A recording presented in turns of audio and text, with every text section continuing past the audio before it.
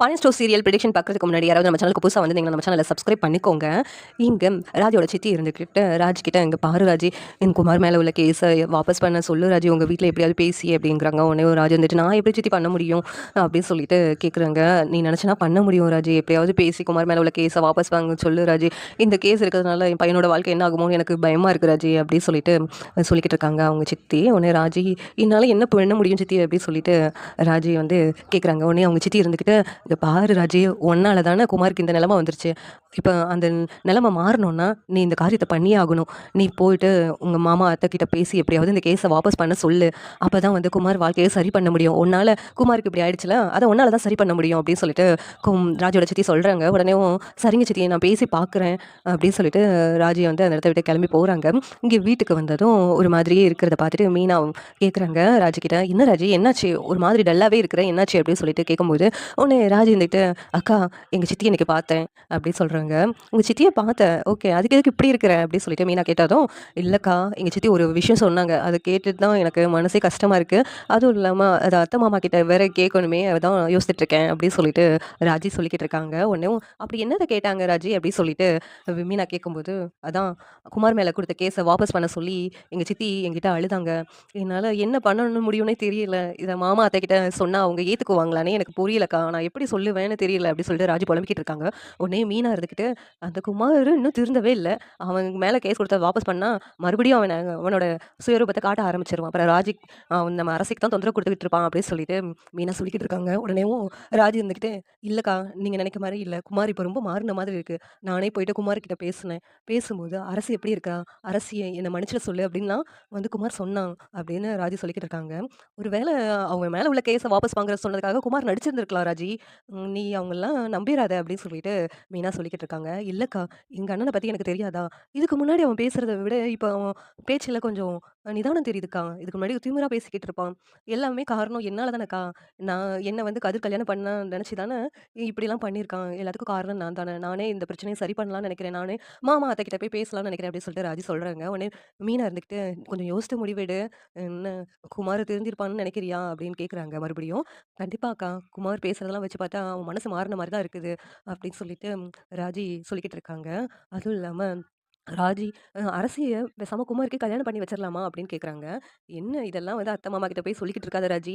உன்ன தான் திட்ட போறாங்க. அப்படின்னு சொல்லிட்டு மீனா சொல்லிக்கிட்டு இருக்காங்க. என்ன ஆனாலும் சரிக்கா, இன்னைக்கு நானு மாமா கிட்ட பேச தான் போறேன் அப்படின்னு சொல்லிட்டு ராஜி சொல்லிட்டு, மாமா வர்றாங்க. பாண்டியன் வர்றாங்க. வந்ததும், மாமா உங்ககிட்ட நான் ஒரு முக்கியமான விஷயம் பேசணும் அப்படிங்கிறாங்க. என்னப்பா அந்த லோன் விஷயமா சொல்றியா? அப்படின்னு பாண்டியன் கேட்குறாங்க. இல்ல மாமா அது இல்ல. இது வேற விஷயம் அப்படின்னு சொல்லி சொன்னதும், என்ன விஷயம்பா சொல்லு அப்படின்னு சொல்றாங்க. அந்த இடத்துல கோமதி வந்துட்டு, என்னடி என்ன பீடிகை போடுற? என்ன விஷயம்? அப்படின்னு சொல்லி கேட்கும்போது, இல்ல அத்தை, அதாவது எங்க அண்ணன் மேல கேஸ் குடுத்துருக்கீங்கல்ல, அத நீங்க வாபஸ் பண்ணணும் அத்தை.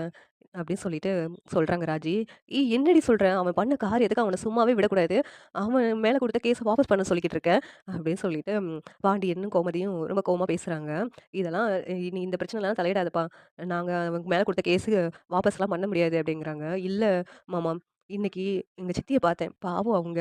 குமார் வந்து எதுக்காக இந்த வேலையெல்லாம் பண்ணான்? நான் கல்யாணம் பண்ணதுனால தானே கதிர் என்ன ஏமாத்தி கல்யாணம் முடிச்சுட்டான் அப்படிங்கிற கோவத்துல தானே இப்படியெல்லாம் பண்ணான். இப்ப அவன் மனசு மாறிட்டான் மாமா. ரொம்ப நல்ல விதமா பேசுனான் என்கிட்ட. அப்படி இருக்கும்போது, அவனுக்கு தண்டனை குடுக்குறது போதும் மாமா. எங்க சித்தி வேற பாவம். அவங்கள இருக்கிறது ஒரு பையன். அவனோட வாழ்க்கை பாழா போயிடுமோன்னு நெனச்சு எவ்வளவு அழுகுறாங்கன்னு தெரியுமா? அப்படின்னு சொல்லிட்டு சொல்லிக்கிட்டு இருக்காங்க. ராஜி. உடனே கோமதி இருந்துகிட்டு, எனக்கும் தாண்டி என் பிள்ளையோட வாழ்க்கை பாழா போயிடுச்சுன்னு சொல்லிட்டு எனக்கு எவ்வளோ வருத்தமா இருக்கும். அவன் பையன். ஆனா என்னுடைய பொண்ணுக்கு இனிமேல் யார் கல்யாணம் பண்ணுவா? அப்படின்னு சொல்லிட்டு எனக்கு வருத்தமா இருக்கும்ல. என்ன பத்தி யோசிக்காம நீ உங்க வீட்ட பத்தி யோசிச்சுக்கிட்டு இருக்க அப்படின்னு சொல்லிட்டு கோமதி சொல்லிக்கிட்டு இருக்காங்க. இதுதான் தங்கமயில் இருந்துட்டு, என்ன ராஜி பேசுற? அரசி பாவம்ல. அரசியோட வாழ்க்கை எப்படி பாழா போயிருக்கு. நீ என்னன்னா உங்க அண்ணனுக்கு சப்போர்ட் பண்ணி பேசிட்டு இருக்க அப்படின்னு மயில் சொல்லிக்கிட்டு இருக்காங்க. இந்த இடத்துல அரசி ராஜி பேசுறதெல்லாம் கேட்டுட்டு இருக்காங்க. இல்ல மாமா. உண்மையிலேயே அவன் மனசு மாறிட்டான் மாமா. நான் அவன்கிட்ட வேற பேசுனேன். கதிர பத்தி வேற சொன்னேன். அப்படி இருக்கும்போது அவன் மனசு மாறிட்டான். ஒருத்தவங்கள தண்டிக்கணும்னா, அவங்க வந்து நல்லவங்களா மாறுனா, அவங்கள எதுக்கு தண்டிக்கணும் நம்ம? அப்படி வேணாம் மாமா. அந்த கேஸ நீங்க வாபஸ் பண்ணிடுங்க மாமா. அப்படின்னு சொல்லிட்டு பாண்டியன் கிட்ட மறுபடியும் ராஜி சொல்றாங்க. இல்லப்பா இந்த விஷயத்துல என்னால வந்து அந்த கேஸ வந்து வித்ட்ராலாம் பண்ண முடியாதுப்பா. அவனுக்கு தண்டனை குடுத்தே ஆகணும். பாவம் என் பொண்ண கடத்திட்டு போயிட்டு டார்ச்சர் பண்ணி, என் கண்ணு முன்னாடியே கொடுமைப்படுத்திக்கிட்டு இருந்தான். அப்படி இருக்கும்போது, அவன நான் சும்மா விடலாமா? அப்படின்னு சொல்லிட்டு பாண்டியன் சொல்லிக்கிட்டு இருக்காங்க. உடனே கோமதி இருந்துக்கிட்டு, "ஆமாடி, அவன் என்ன காரியம் பண்ணி வச்சிருக்கான்? அவனுக்கு சப்போர்ட் பண்ணி நீ பேசிக்கிட்டு இருக்க. என்ன?" அப்படி சொல்லிட்டு கோமதி செம கோவமா பேசிட்டு இருக்காங்க. உடனேவும் மீனா இருந்துகிட்டு, "இது ராஜி இதுக்கு மேல இத பேச வேண்டாம்னு நெனைக்கிறேன்." அப்படின்னு சொல்லிட்டு இருக்காங்க. "இல்லக்கா, பாவம்க்கா எங்க சித்தி. குமார் பண்ண தப்புக்காக எங்க சித்தி எதுக்கு தண்டனை அனுபவிக்கணும்? அதுக்காக தான் நான் பேசிக்கிட்டு இருக்கேன்." குமார் உண்மையிலே திருந்திட்டான். நம்ம வேணா மறுபடியும் அரசிய வேணா குமாருக்கு கல்யாணம் பண்ணி வச்சிடலாம்க்கா. அரசி அவன் நல்லா பார்த்துக்குவான்னு எனக்கு நம்பிக்கை இருக்குதுக்கா அப்படின்னு சொல்லிட்டு சொல்றாங்க.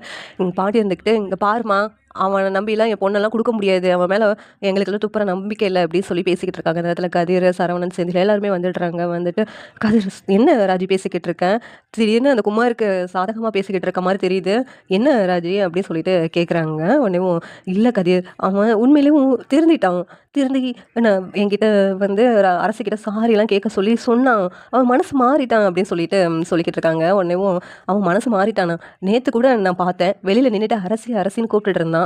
ஒரு வேள அவன் வந்து நல்ல மனசு மாறுன மாரி நடிக்கிறான்னு நெனைக்கிறேன். அப்படி அவன் மனசு மாறி நல்ல விதமா பேசினா, நம்ம இந்த கேஸ வாபஸ் பண்ணிடலாம்னு சொல்லிட்டு இப்படியெல்லாம் நடிச்சிட்டு இருப்பான். அவனாவது திருந்துறாவதாவது." அப்படின்னு சொல்லிட்டு கதிர், செந்தில், சரவணன் எல்லாரும் சொல்லிக்கிட்டு இருக்காங்க. உடனே இந்த பழனிவேலும், "இல்ல அண்ணே, அவன் உன்ன மாதிரி இல்ல. இப்ப யார்கிட்டயும் சகஜமா பேச மாட்டேங்கான்.